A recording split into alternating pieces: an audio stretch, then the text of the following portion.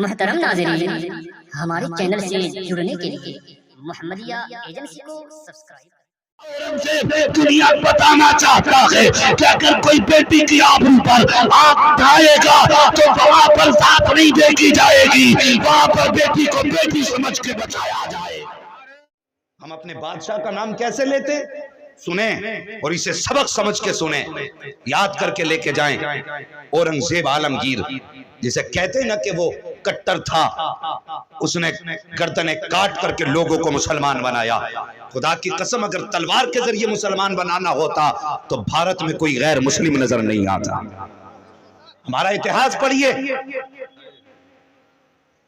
वो बनारस का पंडित जिसकी बेटी सुबह सुबह स्नान के लिए नहर नदी में गई और वहां का जो उस वक्त का उस इलाके का जो कोतवाल था उसका नाम इब्राहिम था। वो सैर के लिए निकला हुआ था, पंडित की बेटी पे नजर पड़ गई। वो हुस्न की मलका थी, इसकी नीयत खराब हो गई। अपने दरबार में आया, आने के बाद कहा मैंने एक लड़की को नहाते देखा, वो लड़की किसकी ये पता करो। जब पता किया गया तो बनारस के पंडित की बेटी थी। सुने मेरी बात, बनारस के पंडित की बेटी थी। उसने कहा पंडित की बेटी है, कहा कि उसके घर मेरा पैगाम भेजो। उसे मैंने बुलाया, कोतवाल के सिपाही गए पंडित के घर, कहा तुम्हें कोतवाल ने बुलाया। गए, पंडित आया, कहा क्या बात है महाराज। नाम इब्राहिम था, कहने को मुसलमान था। कहने लगा मेरा तेरी बेटी पे दिल आ गया है, अपनी बेटी को दुल्हन बना करके मेरे घर शराफत से भेज दे। एक बाप के लिए कोई ये छोटा ताना था? तो यार क्या इस दिन के लिए बाप ने बेटी को पाला था कि कोई घर से निकलते बेटी को दे के उस पर नजरें जमा के उसकी इज्जत का भूखा बन जाए? पैर कांप गए पंडित के, हाँफता कांपता घर पहुंचा। मुख्तसर अंदाज में बयान कर रहा हूं। हाँफता कांपता घर पहुंचा। बेटी ने कहा बात क्या है? कहा बेटी जब तू स्नान के लिए नदी पे गई थी तुझ पे कोतवाल इब्राहिम की नजर पड़ गई। बेटी वो तुझे अपनी दुल्हन बनाना चाहता है। बच्ची ने इतना सुना, अल्लाह अकबर, आंख में आंसू आ गए। बच्ची पंडित की थी, परेशान हो गई। बाप को रोते देखा, बच्ची से पंडित कहने लगा बेटी क्या किया जाए? कहा बच्ची कोई रास्ता निकल आएगा। पंडित इंतजार करता है रास्ते का। फिर पैगाम आ गया, पंडित तुझे फिर बुलाया है। पंडित को फिर कोतवाल ने बुलाया। बुलाने के बाद कहा मैंने तुझसे क्या कहा था? सुन, फला दिन मेरा डोला तेरे, फला दिन तेरी बेटी का डोला मेरे दरवाजे पे आना चाहिए। जब इतनी बात बच्ची के बाप से कही गई, पंडित की आंख में आंसू रोता हुआ घर आया। कहा बेटी बादशाह कोतवाल का कहना यह है कि अगर तूने बेटी का डोला नहीं भेजा तो पूरे खानदान को कत्ल कर दिया जाएगा। पंडित कहने लगा बेटी हमारे पास सिर्फ एक ही रास्ता है। का बाबा कौन सा रास्ता? का चल दोनों मिलकर के दरिया में छलांग लगा देते हैं, जान दे देते हैं। जान चली जाएगी, इज्जत तो महफूज रह जाएगी। जब पंडित ने इतनी बात कही थी, बच्ची ने कहा जाइए बाबा, आप कोतवाल के पास जाइए, उससे जाकर के कहिए इकलौती बेटी है, इज्जत से रुखसत करना चाहता हूँ, मेहरबानी कर मुझे कुछ दिन का मौका दे दे। जब ये सुना पंडित ने कहा बेटी तू क्या करेगी? का बाबा जितना कहा है उतना कीजिए। पंडित कोतवाल के दरबार में गया, कहा कोतवाल मुझे मौका चाहिए, इकलौती बेटी है, 1 महीने का वक्त दे दीजिए ताकि मैं अपनी बेटी को इज्जत से दुल्हन बनाकर रुखसत कर सकूं, अपने दिल के अरमान निकाल सकूं। जब इतनी बात पंडित ने कहा था और कोतवाल बड़ा खुश हुआ, कहने लगा बड़ी आसानी से मान गया। उसने कहा मैंने तुझे 1 महीने का मौका दिया। जब पंडित घर आया, कहा बेटी मोहलत तो मिल गई है, अब क्या करना है? कहा बाबा चाहिए मुसलमानों के बाजार में चले जाइए, वहां से मुगल शहजादे का एक लिबास ले आइए, एक मेरे लिए सवारी का इंतजाम कीजिए। पंडित बाजार गया, शहजादे का लिबास खरीदा, खरीदने के बाद एक घोड़ा लिया, बेटी की बारगाह में पेश कर दिया। कहा बेटी लिबास हाजिर है, ये सवारी मौजूद है। उस पंडित की बेटी ने वो शहजादे वाला लिबास पहना, मर्दों का लिबास पहना। पहनने के बाद घोड़े पर सवार हुई। पंडित ने कहा बेटी कहाँ जा रही है? कहा बाबा 8 दिन में आ जाऊंगी, अगर ना आ सकी तो सब्र कर लेना, लेकिन जिंदा रही तो 8 दिन के अंदर वापस आ जाऊंगी। जब इतनी बात पंडित ने सुनी, कहा जा कहाँ रही है? कहा बाबा ये राज नहीं खोल सकती।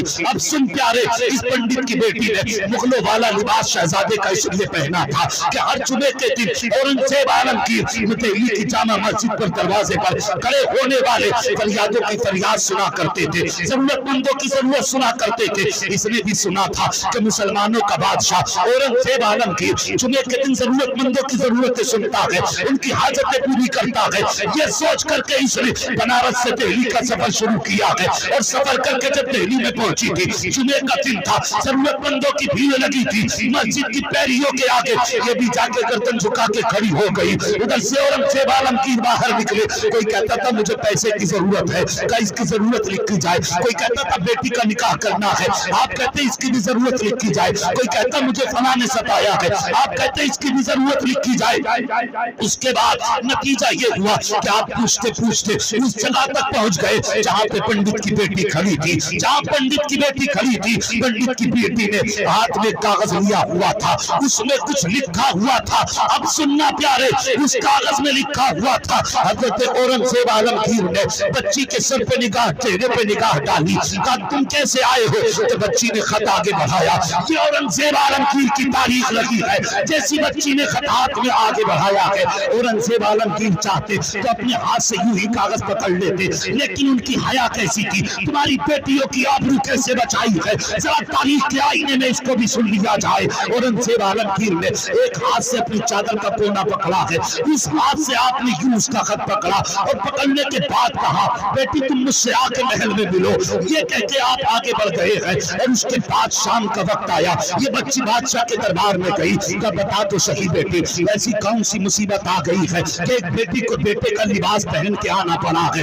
इतना सुनना था, पंडित की बेटी चीख मार के रोने लग जाती है। का बात क्या है बेटी? बच्ची ने कहा महाराज बात ये है कि आपका जो कोतवाल इब्राहिम है वो मेरी आबरू लूटना चाहता है, हमने उससे इतने दिन का वक्त लिया है, अगर टोला उसके दरवाजे पे नहीं पहुंचा तो हम टोला उसके दरवाजे पे नहीं पहुंचा तो हमें कत्ल कर दिया जाएगा। औरंगजेब आलमगीर ने इतना सुना, बच्ची के सर पे हाथ रखा, कपड़े के सहारे हाथ रखा, का बेटी वो मत आंसू पोंछ ले, बेटी वो मत आंसू पोंछ ले। तो मर्तबा आपने यहाँ बेटी कहा और तीसरी मर्तबा आपने दिल्ली की जामा मस्जिद की पैरी पे बेटी कहा था। उसके बाद बच्ची कहती है महाराज मेरे लिए क्या हुक्म है? फरमाते जा जैसे मेरा कोतवाल कहता है वैसा ही किया जाए। जिस तारीख में डोले की बात की है उसी तारीख में तेरी डोली उठ करके कोतवाल के दरवाजे पे जानी चाहिए कि बच्ची रोने लग जाती है, कहती बनारस से दिल्ली का सफर किया, बड़ी परेशानियों में आई थी महाराज, ये सोच के आई थी कि मेरी मुसीबत का इलाज मिलेगा,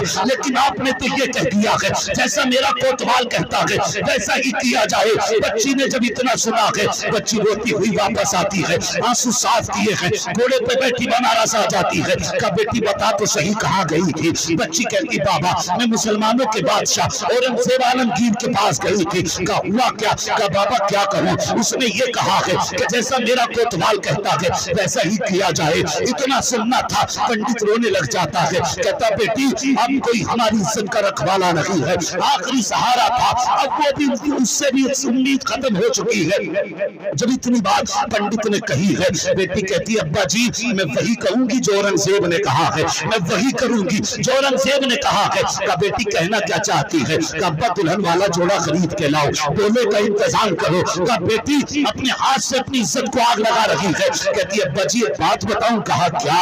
का बात ये है उसने कहा तो जरूर है कि मेरे कोतवाल जैसा कहता है वैसा कर, लेकिन 3 मर्तबा उसने मुझे बेटी कह के पुकारा था और किसी की बेटी की आबरू लूट जाए ये बाप की गैरत को गवारा हो नहीं सकता है। नारे तकबीर, नारे रिसालत, अज़मत इस्लाम, अज़मत इस्लाम, मसलक आला हजरत ख्वाजा गरीब नवाज कॉन्फ्रेंस अल्लामा मुफ्ती हम्माद रजा साहब किबला। अल्लाह अकबर का अब्बा जी 3 मर्तबा बेटी भी कहा था। अल्लाह अकबर, मुझे यकीन है जिसने मुझे बेटी कहा वो मेरी आबरू लुटने नहीं देगा। लाओ ना जोड़ा, लाओ दुल्हन बनूंगी। वो तारीख आ गई, जोड़ा आया, दुल्हन बनी, डोले में बैठी, बाप की चीखें निकल रही थी, मगर वो कहती थी अब्बा उदास ना हो। मुझसे औरंगजेब ने कहा था जैसा मेरा कोतवाल कहता वैसा कर, लेकिन 3 बार बेटी भी कहा था। ये खुद चल के डोले में बैठी। जब ये डोला उठ के यहां से कोतवाल के दरवाजे पे पहुंचा, उसके महल के दरवाजे पे पहुंचा, उसने कहा डोला यहीं रख दो। लोग कहने लगे क्यों? कहा मैं खुशी में खैरात लुटाना चाहता हूं। सुन रहे हैं ना मेरी बात? अल्लाह सलामत रखे। कहा मैं खुशी में खैरात लुटाना चाहता हूँ। उसने तश्त में सोने के सिक्के रख रखे थे और बखेरना शुरू कर दिए। लोग लूटते जाते, दुआएं देते जाते। अल्लाह अकबर। उन्हीं लूटने वालों में, उन्हीं पैसे उठाने वालों में एक ऐसा शख्स भी नजर आया जो बज़ाहिर लिबास से तो फकीर लग रहा था, फटा हुआ लिबास था, ऊपर से पैबंदों वाली चादर पड़ी थी। आके उसने भी इस कोतवाल के आगे हाथ फैला दिया। कहा मुझे भी कुछ बख्शिश दी जाए। उसने कहा नीचे इतने सिक्के पड़े हैं, तो मुझसे हाथ में क्यों ले रहा है? कहने लगा कोतवाल मैं बड़ा अलग किस्म का आदमी हूँ, मैं कोई आम फकीर नहीं हूँ, मैं फेंके हुए सिक्के नहीं उठाता, मुझे हाथ में पैसे दिए जाए। जब इतनी बात आने वाले ने कही थी, कोतवाल कहने लगा बड़ा जिद्दी फकीर है। कहा हाँ साहिब कुछ भी समझो, हम नीचे के सिक्के नहीं उठाते, अपने हाथ से दीजिए। जैसे कोतवाल ने अपने तश्त में हाथ डाला, मुट्ठी भर के अशरफी उठाई और आने वाले के हाथ की तरफ हाथ बढ़ाया। आने वाले ने कलाई थामी। वो कलाई थामने के बाद जैसी चेहरे से चादर हटाई, वो कोई आम चेहरा न था, औरंगजेब आलमगीर का चेहरा था, वक्त के बादशाह का चेहरा था। चादर फेंक के कहा जालिम बता तो सही तू क्या समझता है, मैं तहरी में बैठा हूँ तो जो चाहेगा कर लेगा। अल्लाह अकबर। फौरन आपके कहने पर इस कोतवाल को गिरफ्तार किया गया और इसके साथ ये सजा दी गई कि इसको 2 हाथियों में बांधा गया, एक पैर एक हाथी में, दूसरा पैर दूसरे हाथी में। और ऐलान किया औरंगजेब ने कि आज औरंगजेब दुनिया बताना चाहता है कि अगर कोई बेटी की आबरू पर आंख उठाएगा तो वहां पर जात नहीं देखी जाएगी, वहां पर बेटी को बेटी समझ के बचाया जाए। नारे तकबीर, नारे रिसालत, अज़मत इस्लाम, ख़वातीन इस्लाम, नारे तकबीर। अल्लाह अकबर। आपने उसको ये सजा दी। बच्ची बाहर निकली, निकल के कहने लगी महाराज आपका शुक्रिया, आपने हमारी इज्जत बचाई। तो औरंगजेब आलमगीर ने कहा था बेटी यह एहसान नहीं, हर बाप का फर्ज होता है बेटी की इज्जत की हिफाजत करे। हमने तो तुम्हारी बेटियों को अपनी बेटियां समझा। अल्लाह अकबर। जब निकले ना, बच्ची कहने लगी महाराज मेरे घर चले, आपने इज्जत बचाई, मेरे घर चले। औरंगजेब आलमगीर कहने लगे बेटी प्यास बड़ी तेज की लगी है, मुझे पानी पिला दे। तो बच्ची कहने लगी कुछ खा लें। फरमाने लगे नहीं बेटी, जिस दिन से तू मेरे पास से आई है और तूने अपना दुख बयान किया था, उस दिन मैंने कसम खाई थी कि उस दिन तक पानी नहीं पीऊंगा जब तक इस बेटी के साथ इंसाफ नहीं कर दूं। अल्लाह अकबर। फरमाते हैं जब से तू मेरे पास से आई है बेटी, मैंने उस दिन से पानी नहीं पिया। बच्ची कहने लगी महाराज मुझे पता था कि तुम मुसलमानों के सुल्तान हो, मैंने अपने घर में आपके लिए एक अलग जगह नमाज के लिए तैयार की है। वाह वाह वाह वाह। पंडित की बेटी ने कहा मुझे पता था बाबा तुम आओगे, मैंने आपके लिए अलग जगह तैयार की थी, चले मेरे घर। औरंगजेब आलमगीर आए, उसने एक चबूतरा बनाया था मिट्टी का ऊंचा करके, उसको साफ करके रखा था। वहीं पर औरंगजेब आलमगीर ने शुक्रिया के सजदे अदा किए। अल्लाह अकबर। जब सजदे अदा किए ना, तो पंडित ने उसी वक्त औरंगजेब आलमगीर के नाम से उस जगह पे मस्जिद तामीर कराई। वाह वाह वाह वाह। आज भी वो मस्जिद बनारस में मौजूद है, आज भी उस मस्जिद का मुतवल्ली पंडित के खानदान का होता है। ये हमारा दौर रहा है। आज हमारी बेटियों के बुर्के उतरवाने वालों, तुम्हें हया तक नहीं आई और तुमने किसकी बेटी के सर से दुपट्टे उतार दिए? जिसकी बारगाह में हातिम बिन ताई की बेटी लाई गई, उसके सर पे दुपट्टा न था। मेरे हुजूर ने मुजम्मिल वाली चादर डाल के कहा था बेटी बेटी होती है, चाहे वो मोमिन की बेटी हो चाहे काफिर की बेटी। तुम्हें हया तक नहीं आई? हमने बेटियों को कैसे इज्जतें दी है। खुदारा ये जुल्म ना करो, वरना याद रखो हर जुल्म का एक दिन अंत होता है। और जब जालिमों की रस्सी खींची जाती है, फिर कोई बचाने वाला, जोर से बोलें बचाने वाला इतनी जोर से बोलो दुनिया को पता चले हुजूर के गुलाम जाग गए हैं। बचाने वाला नहीं होता है। अपने बढ़ते कदमों को रोको और हमारी बेटियों की आबरू की तरफ निगाहें न उठाओ, वरना तुम जानते नहीं, खुदा की कसम ये कौम भी जिंदा, इस कौम का मजहब भी जिंदा है, इस कौम का कुरान भी जिंदा है, इस कौम का रसूल भी जिंदा है, इस कौम का खुदा भी जिंदा है। हम कोई लावारिस नहीं है। जैसा चाहो हमारी बेटियों को टारगेट कर दो। खुदा की कसम हमारा रसूल ऐसा है कि खंजर चले किसी पे तड़पते हैं हम अमीर, सारे जहां का दर्द हमारे जिगर में है। हाँ, ये मत समझना हमारे हुजूर को खबर नहीं, हुजूर की जात तो बहुत बड़ी है। बस थोड़ी देर और बर्दाश्त करें। बहुत अच्छा आप सुन रहे हैं, बस क़िबला दुआएं चाहिए। मैं एक बात बताने लगा हूँ, अल्लाह वालों की महफिल में आके बैठे हो, इनसे सच्ची यारियां कर लो, इनसे सच्ची दोस्ती कर लो। एक बुजुर्ग हुए हैं अल्लामा ख्वाजा बहाउद्दीन नक्शबंदी रहमतुल्लाहि ताला अलैह, बुखारे के रहने वाले थे। जब बुखारे के रहने वाले, और आपने देखा होगा वलियों की तो अलग ही शान होती है ना, जब वो कहीं से गुजरते हैं कोई बताए ना बताए आशिकों का हुजूम लग जाया करता है। सरकार मुफ्ती आजम किसी अजनबी जगह से भी जाते थे ना, तो लोगों को खुशबू बता देती थी कि आला हजरत का बेटा गुजर के जा रहा है। हाँ, और नहीं देखा कि ताजुश्शरिया अगर किसी गली से गुजरते या किसी शहर से गुजरते तो कोई ऐलान नहीं होता था, कोई खबर नहीं होती थी, आपके आने की देर होती थी, आशिकों की भीड़ लग जाया करती थी। तो ये अल्लाह वालों की अलग शान होती है। जब वो चलते हैं ना तो अल्लाह की रहमतें आवाज देती हैं, उठो दीवानों हमारा महबूब गुजर के जा रहा है। फिर जब उसकी सदाएं आती हैं तो फिर क्या होता है, फिर आशिकों की भीड़ लग जाती है। ख्वाजा बहाउद्दीन नक्शबंदी रहमतुल्लाहि ताला अलैह, आप एक बस्ती से गुजर के जा रहे थे, एक बस्ती से आप गुजर के जा रहे थे ना, तो कुछ लोगों ने देखा हजरत जा रहे हैं, तो भीड़ लग गई मुरीदों की, घेर लिया, बैठा लिया, जंगल में ही बैठा लिया हजरत को, बस्ती के बाहर चारों तरफ से घेर के खड़े हो गए। इत्तेफाक से उसी रास्ते से गैर मुस्लिम लड़की गुजर के जा रही थी। समझ गए, समझ गए ना मेरी बात? गैर मुस्लिम लड़की गुजर के जा रही थी। उस बच्ची ने लोगों की भीड़ देखी। बच्चे होते ही अजीब है ना, कहीं भी अगर भीड़ देखे तो ये कोशिश करते हैं ये लगी क्यों है, यहां पे इतने लोग क्यों हैं। उसने एक हाथ पकड़ के कहा, चाचा का बेटी बोलो ये भीड़ क्यों है? उन्होंने कहा ये मुसलमानों के पीर आए हुए हैं।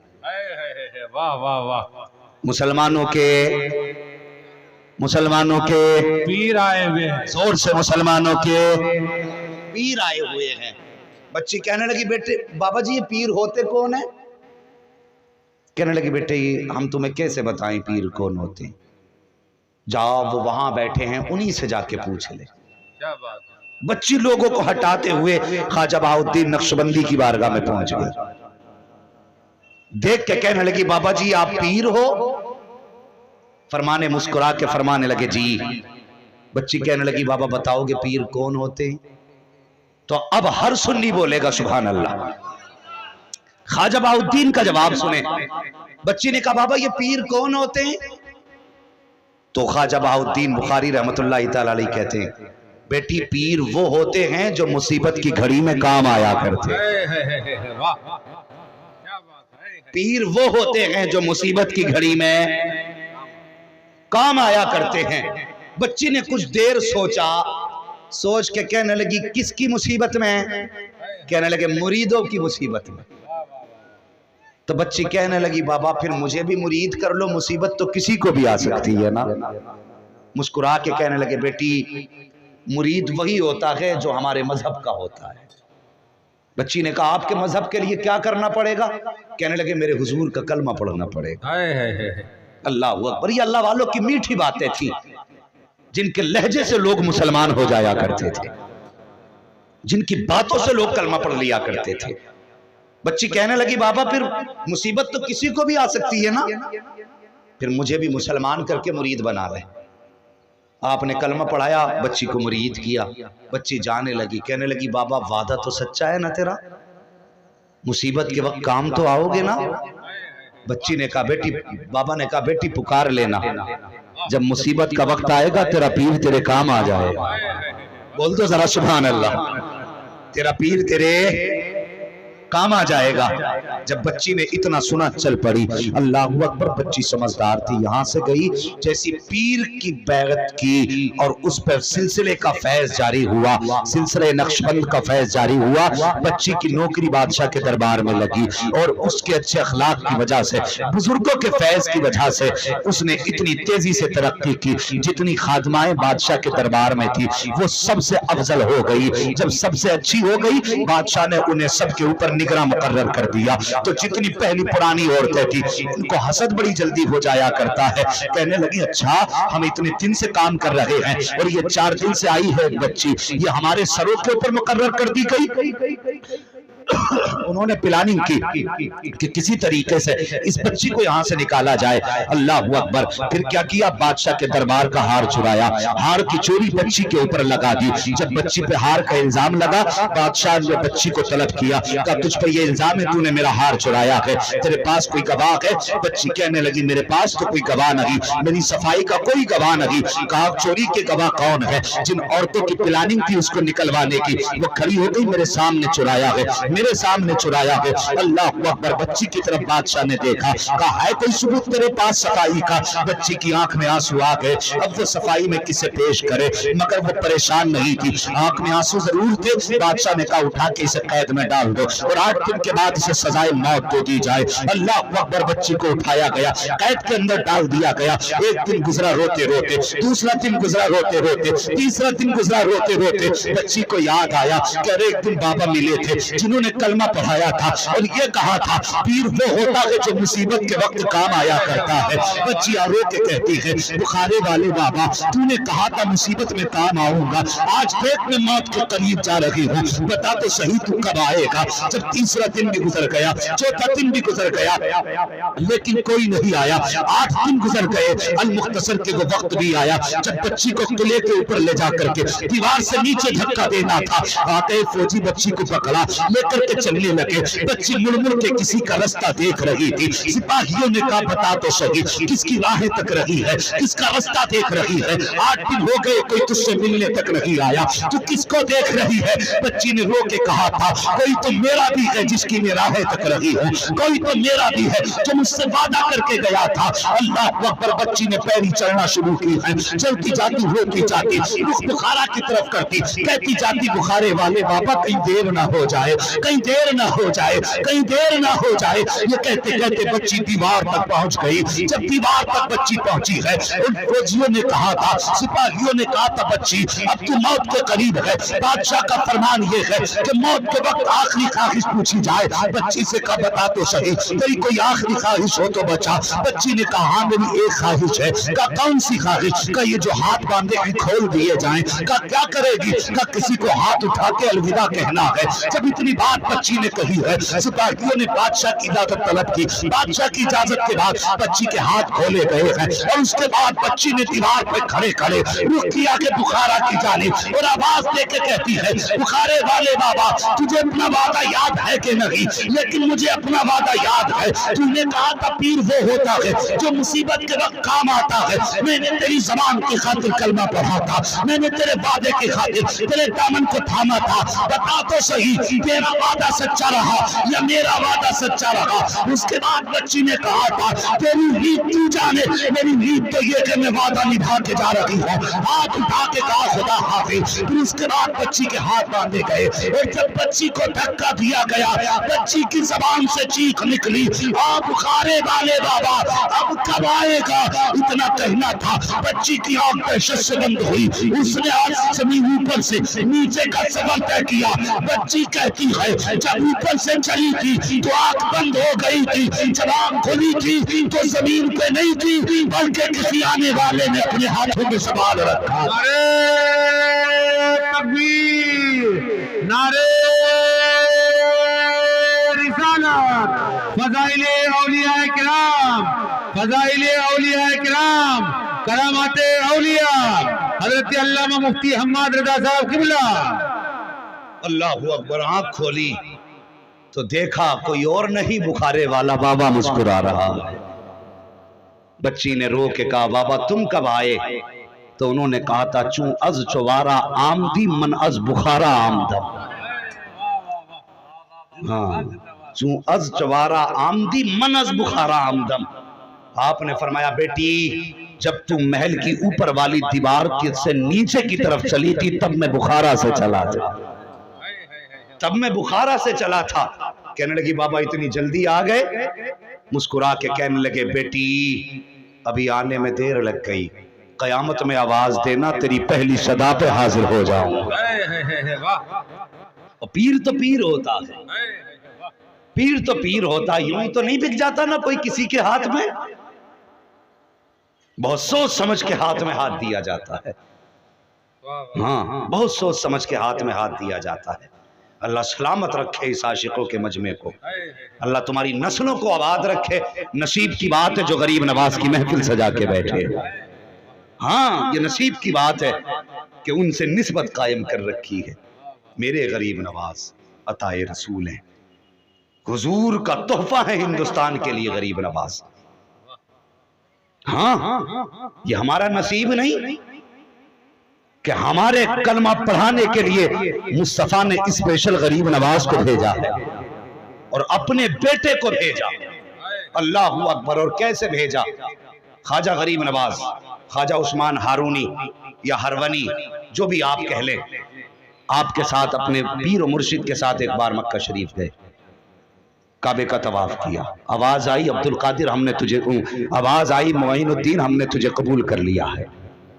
उस्ताद कहने लगे बेटे मकबूलियत तो हो गई है लेकिन सनद मदीने से मिलेगी। वहां से सफर मुस्तफा के मदीना शरीफ का किया, वहां जाके सलाम किया, हाजिरी हुई, उसके बाद वापस आ गए। फिर दोबारा अपनी मर्जी से गरीब नवाज शहर मदीना गए, अपनी मर्जी से मस्जिद नबवी में बैठे थे। जो वहां के खादिम थे हुजूर के रोजे के, उन्हें हुक्म हुआ कि जाओ मेरे मोइनुद्दीन को बुला के लाओ, मेरे मोइनुद्दीन को बुला करके लाओ। वो आए, कहने लगे मोइनुद्दीन कौन है? वहां पे कई सारे मोइनुद्दीन थे। और गरीब नवाज सोचने लगे क्या बात है। लोगों ने पूछा क्या है? कहा हुजूर बुला रहे हैं। तो गरीब नवाज के जहन में ये थी कहां मैं और कहां हुजूर की चौखट। गर्दन झुका के बैठे रहे, अपनी जगह से नहीं गए। दूसरे लोग चले गए, आवाज आई मैंने इनको नहीं बुलाया, मोइनुद्दीन चिश्ती को बुलाया है। फिर हुक्म हुआ कि आपको मुस्तफा ने बुलाया है। लिखा है मुअर्रिखीन ने जब दोबारा गरीब नवाज अंदर गए तो फिर हुजूर ने मजार से निकल के गरीब नवाज को सीने से लगाया और फिर पूरा रास्ता और पूरा तरीका तबलीग का सब सिखा के हिंदुस्तान की तरफ भेजा। फिर गरीब नवाज हिंदुस्तान आए। अल्लाह अकबर। हिंदुस्तान में आकर के आपने ढोल नहीं बजाया था, ये भी सुन लें, आपने ढोलक नहीं बजाई थी, आपने तमाशे नहीं किए थे, बल्कि गरीब नवाज अपनी जबान पे या तो कुरान के तराने लाए थे या मुस्तफा की शान के तराने लेकर के आए थे। ये शान मेरे गरीब नवाज की है। अल्लाह अकबर। हाँ, बज़ाहिर तो एक मुफलिस नजर आते थे, लेकिन खुदा की कसम जिस दिन से आपका लंगर चालू हुआ है आज तक उसी शान से चल रहा है, आज तक उसी शान से चल रहा है। और शान ये है लंगर की, पहले भी जब कभी कुछ खत्म हो जाता मुरीद आके कहते, हजरत खादिम आके कहते आज लंगर में खाने नहीं है, मुसल्ले का कोना उठाते, फरमाते जितना भरना है भर के ले जा, मोइनुद्दीन का दरिया बह रहा है। आज सारा जमाना बिलखुसूस हिंदुस्तान गरीब नवाज की खैरात खा रहा है। हम उनका खा रहे हैं तो फिर उन्हीं के गीत गा रहे हैं। गरीब नवाज भारत में तशरीफ लाए। और एक बात और बता दूं, अक्सर ये जो ओहदेदारान होते हैं ना, विधायक नेता, इनकी अल्लाह वालों से बनती क्यों नहीं है? इसलिए नहीं बनती अल्लामा सरदार अहमद साहब कि वो बहुत कोशिश करके लोगों के दिल नहीं जीत पाते, वो बहुत कोशिश करके लोगों के दिल नहीं जीत पाते, और अल्लाह वाले टूटी चटाई पर बैठ करके लोगों के दिलों में जगह बना लेते। वाह वाह वाह। हाँ, इमाम ज़ैनुल आबिदीन इमाम सज्जाद, मेरे हुसैन का शहजादा, करबला की बची हुई अमानत, जब आप करबला से वापस आ गए, आपने दुनिया छोड़ करके तन्हाई में सुकूनत इख्तियार कर ली, जंगलों में बैठ के याद इलाही में मसरूफ रहते थे। जंगलों में बैठ करके। हाँ, सुलेमान बिन अब्दुल मलिक का दौर था, जंगलों में बैठे थे, लेकिन उसे टेंशन ये थी मैं बादशाह हूं, लेकिन लोग इज्जत ज़ैनुल आबिदीन की करते। उसने कहा क्यों ना इन्हें अपनी हुकूमत में शामिल कर लूं, जो लोग इनके हैं वो भी मेरे हो जाएंगे, जो मेरे वो तो है ही मेरे। उसने खबर भेजी, कहा जाओ ज़ैनुल आबिदीन से कहो हमने बुलाया है। जब खबर लेके कासिद गया कि तुम्हें उसने बुलाया बादशाह ने, तो आपने कहा जाओ उससे कह दो हमने दुनिया छोड़ दी है, हमें अपने रब की इबादत में रहने दे। इनकार कर दिया, उसे गुस्सा आ गया। उसने फौजी भेजे और कहा कि तुम नहीं जानते हो, तुमने अपने बाप का सलूक नहीं देखा कि पहले तुम्हें कैदी बनाया था यजीद के सिपाहियों ने, अगर अब भी नहीं मांगोगे तो मेरे सिपाही कैदी बनाएंगे। फरमाने लगे जो तुझे करना है कर ले, हमें तेरी दुनिया से कोई लेना देना नहीं।